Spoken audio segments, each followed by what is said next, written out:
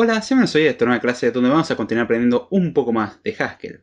En el episodio de hoy vamos a hablar de un tema meramente teórico, la verdad, pero es fundamental conocer las normas de nombrado en Haskell. ¿A qué me refiero con esto? A la forma en la cual podemos dar nombre a las funciones y a las constantes. Si no sabemos esto, la consecuencia va a ser intentar crear algunos nombres de funciones los cuales no se pueden usar, emplear palabras las cuales no están permitidas dentro del lenguaje porque están reservadas para otras cosas. Hay trucos para poder manejar ese tipo de expresiones, pero normalmente lo que estaríamos teniendo es un error de sintaxis y no sabríamos por qué. Por eso es importante conocer cómo podemos nombrar las funciones y las constantes. Para esto vamos a nombrar los requerimientos de nombrado que tenemos primeramente para los argumentos de funciones y los nombres de las mismas funciones.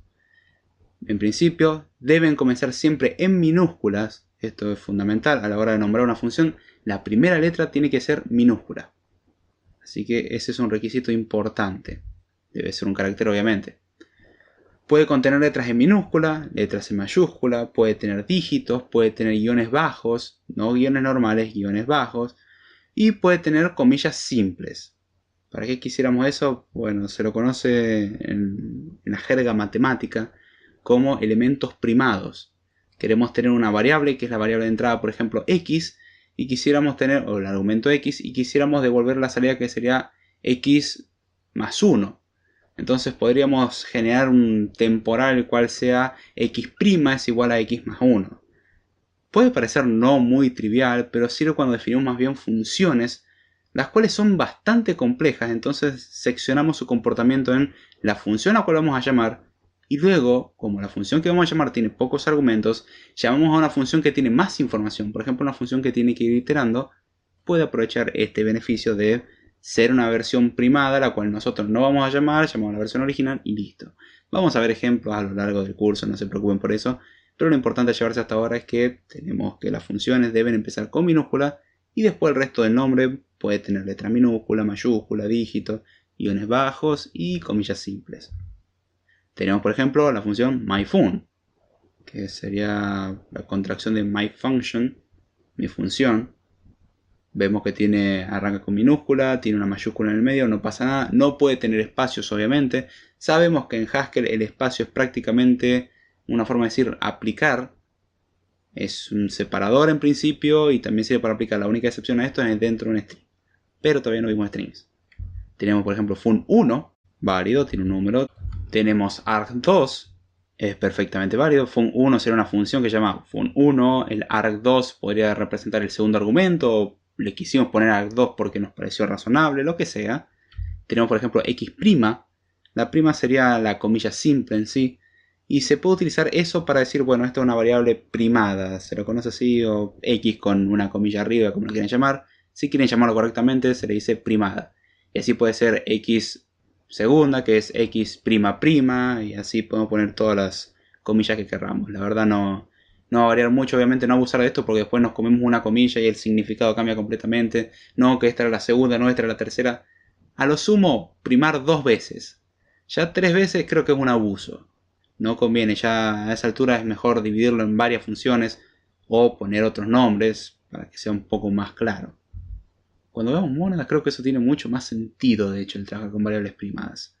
Es mucho más claro, al menos desde el punto de vista algebraico. Ahora bien, dentro de Haskell también tenemos el concepto de palabras reservadas. Es decir, existen un grupo de palabras las cuales el lenguaje las utiliza para poder trabajar. Y si nosotros las incorporamos dentro del código y no corresponden a una sentencia en tal caso, se va a romper todo. Por ejemplo, una palabra reservada es el if. Si ponemos if como nombre de variable, Haskell nos va a dar un error diciendo si pones un if estoy esperando un then y estoy esperando un else. Porque no hay nada después del if. Y reporta un error de sintaxis cuando uno quería poner como nombre de variable if. En ese caso es importante conocer las palabras claves para no escribirlas. Ahora bien, estas palabras las tenemos por ejemplo la palabra case, class, data, default, deriving, do, else, if, import, in, infix, infix L, infix R, instance, let, module, new type, of, then, type y where. Estas son prácticamente las palabras claves que tiene Haskell. Comparado a otros lenguajes de programación tengo que decir que son pocas, sinceramente, y el uso de la mayoría es bastante sencillo. De hecho, por ejemplo, de estas palabras tenemos dos que se utilizan para condicionales, que son el of y el case. Tenemos el if, que es if, then y else. El new type y type, que tienen ciertas similitudes. El where es una palabra clave muy sencilla. El class es para definir un tipo. El instance para definir una instancia de tipo. El let para definir una constante. Int para definir un entorno. El do, bueno, el do ya es un juego un poco más molesto. El infix, tanto L, R o infix, es para definir las precedencias. Ese sí puede ser un poco molesto, pero la verdad no es tan usado. Se puede prescindir de muchos de esos operadores. En general vamos a trabajar con expresiones bastante sencillas. De hecho, sorprende ver cuán sencilla puede ser la sintaxis del lenguaje. Es increíble que con algo que parece tan tonto se pueden hacer tantas cosas interesantes. Esa es una de las ventajas que tiene Haskell, como habíamos mencionado. Ahora bien, vamos a hablar sobre los argumentos de listas. ¿Y qué son los argumentos de listas? Bueno, cuando tenemos funciones puede que pasemos como argumento listas. Pueden ser números, pueden ser el tipo que queramos. Una de las costumbres, debido a que es una de las estructuras básicas que hay en Haskell y se trabaja mucho con ello, son las listas. Son extremadamente útiles, sinceramente. Ahora, las listas, cuando las pasamos como argumento, el nombre del argumento vimos que podía ser cualquier cosa. Podemos poner X, Y, argumento 1, lo que queramos. La misma norma para la definición de funciones, la misma norma que vale para los nombres de los argumentos. Ahora bien, cuando nosotros ponemos listas, hay cierto patrón, por así decirlo, hay cierta costumbre a la hora de escribir las listas que nos dan a entender un poco su contenido. Esto no es una obligación, es una convención. Pero gracias a esta convención queda todo mucho más claro. ¿Cuál es esta convención? Bueno, en principio tenemos una lista de números, la podemos escribir como ns. ¿A qué viene esto? Bueno, n lo tomamos como n de number. N generalmente hacemos referencia a un número. Si a una función le vamos a pasar un solo número, es muy normal ponerle n. Puede ser X, Y, Z, Pedro, Roberto o la Constitución Nacional del país que se les cante. Puede ser el nombre que ustedes quieran. Pero n para representar un número suele ser bastante claro. Cuando el significado del número no es muy importante, por ejemplo, tengo una función doble, la cual toma un número y nos devuelve su doble. Esa función no existe, pero podemos definirla. Es bastante sencillo. Bueno, si queremos definir al número n, o al argumento, lo llamamos como número n. Si queremos pasar un número como argumento, lo vamos a llamar n, porque es un número, queda bastante claro. Ahora, si tenemos una lista de números, se escribe ns. Generalmente las listas se escriben con una s al final en el nombre. No cuando definimos como constante, sino cuando las pasamos como argumento. Por ejemplo, una lista de números sería ns. N de número y s al final para indicar que es una lista. Poner una S sola no significa absolutamente nada. No es que esto tenga significado, es una convención y queda mucho más claro. Por ejemplo, podemos escribir XS, que es una lista de valores arbitrarios. Es decir, una lista con X. ¿Qué es X? No sé. Algún tipo. Es una lista. XS define una lista con elementos generalmente. Podría estar vacía, pero una lista en principio. Genérico. XSS podría ser una lista de caracteres. ¿Y dónde sacó esto? Bueno, X recordemos que era algo arbitrario. En este caso supongamos que son caracteres. Ahora, XSS. Tenemos una lista que en su interior tiene listas, que cada una de estas listas que están en el interior de la lista tiene caracteres.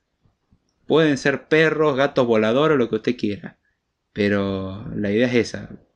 Que usemos esta convención justamente para dejar claro. Si trabajamos con números, poner generalmente la letra N. Si trabajamos con listas, agregar una S al final. Si tenemos una lista de listas, es una doble S. ¿Y qué pasa si tenemos una lista de lista? Sí, adivinaron. XSSS.